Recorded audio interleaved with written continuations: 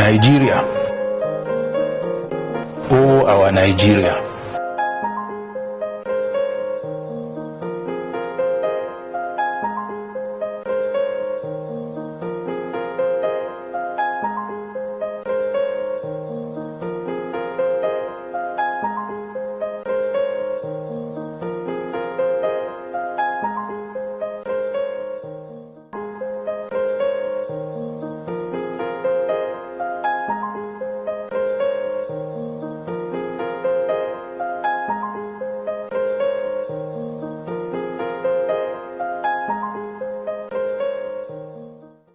Nigeria should avoid carrying ants in its pants.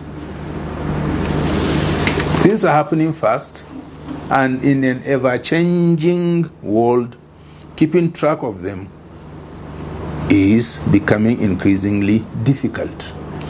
This is not particular to Nigeria alone, as we have seen many global shifts that may ultimately spell peace for the beleaguered, even though others may have the potential to exacerbate fragile peace. Russia and Ukraine axis may see peace, but Gaza may enter another phase. However, the revelation that the United States Agency for International Development, USAID, is a sponsor of many global terrorist activities, including Boko Haram, may help us solve that aspect of our security problem. And who knows, perhaps even banditry and other separatist agitations. The Donald Trump administration's resolve to stop funding many charities may be a blessing in disguise. We need to wake up from our comforting slumber and find ways to become productive. We must become a nation of producers and innovators.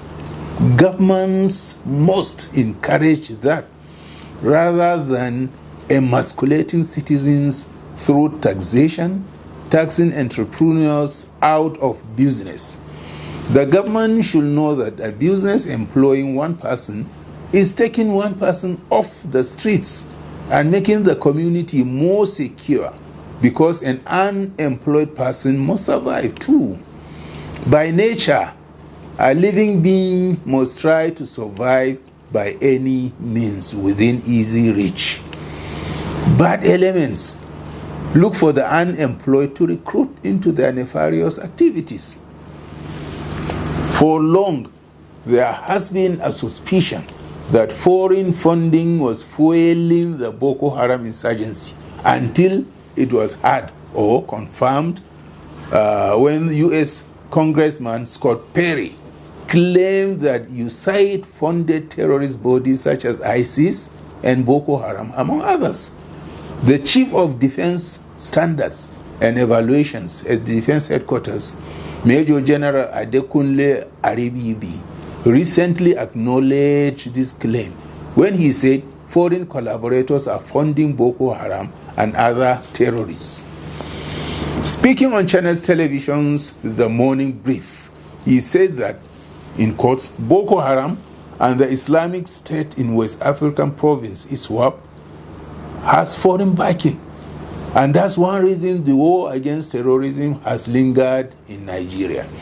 There is no doubt that this sort of operation cannot be sustainable for the past 15 years without some external collaboration and assistance. That's what he said. Now we have been told who the sponsor is.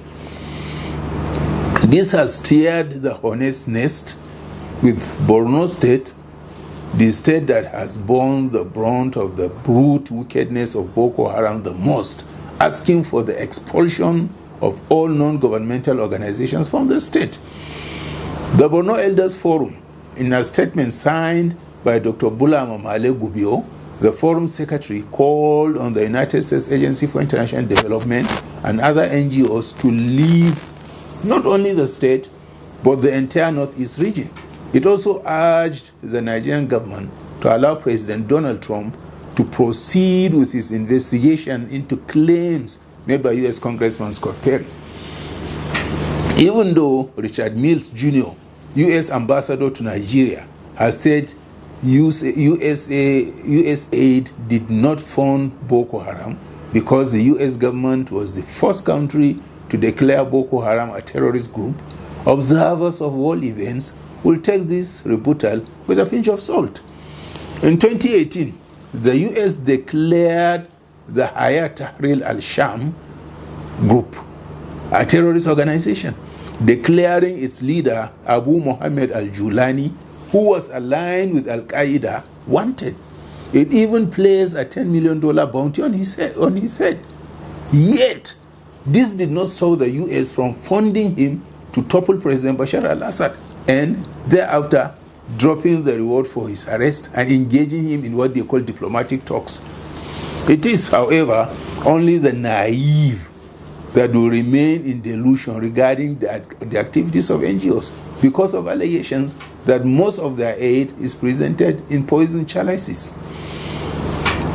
The fuel insurgents who halt farming then come and offer us free food, a characteristic of agents of darkness used by colonial slave masters to keep subjugating people in the third world and subverting their national interests. When a patriot like Patrice Lumumba, Murtala Mohammed, or Gaddafi was killed, you do not see a white man close to the scene of the crime. It is always the voice of Jacob and the hand of Esau at work. NGOs, who are more likely than not agents of covert Western intelligence agencies, know our country or any country they operate in, and its people better than the government of that country. The amount of data at their disposal, all provided by indigenous people, is enormous. They pose a danger to a nation beyond our imagination. Most of those working for them have been conditioned by design or subterfuge to be spies against their country and people. Some information they gather may look harmless in isolation, but when combined with others from different sources, it becomes part of a complex jigsaw puzzle, rearranged and harnessed, and in the hands of slave masters. Such information can shellac a well-intentioned leader into submission. This is why it is shocking that without the conclusions of thorough investigations by our security agencies and the U.S., where the bombshell came from, Nigeria is planning to employ all or absorb, it said, 28,000 staff of USAID, whose average salary for Nigerians in 2025 is 5,150,000 naira, or between $13,000 and $79,457 per year, depending on position and location. The Minister of Health, Professor Ali Pate, thinks it is a good idea. In a country where paying the minimum wage of 70,000 naira is a struggle because of lack of funds, how do they plan to pay them? In a country with millions of out-of-school children, with Pate's northeast region accounting for the largest percentage, won't funds be channeled toward that angle to erode the recruitment base of the insurgents, funded by the employer of those he now wants to recruit? The infant mortality rate, IMR, for Nigeria in 2023 was 54.740 days per, that's about 55 days per 1,000 live births, one of the highest in Africa, with Pate's Northeast being the highest in the country. In 2020, the maternal mortality rate in Nigeria was 1,047 days per 100,000 live births, more than 10 times higher than the UN's 2030 target of 70 days per 100,000. The Northeast still leads here. In Borno State, a third of the over 700 health facilities have been destroyed, and another third damaged by Boko Haram, whose puppeteers the Federal Ministry of Health wants to absorb. Only 34% are intact, with many lacking basic amenities such as clean water and electricity. Over 1.2 million people in Borno live without access to healthcare services. According to the Bauchi State Network of Civil Society Organizations, 93% of healthcare facilities across the 20 local government areas of Bauchi State lack basic water, sanitary, and hygienic facilities.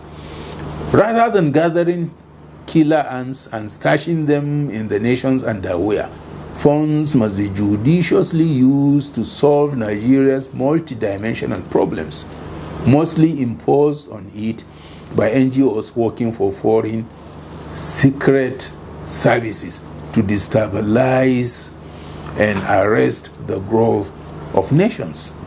Thank you.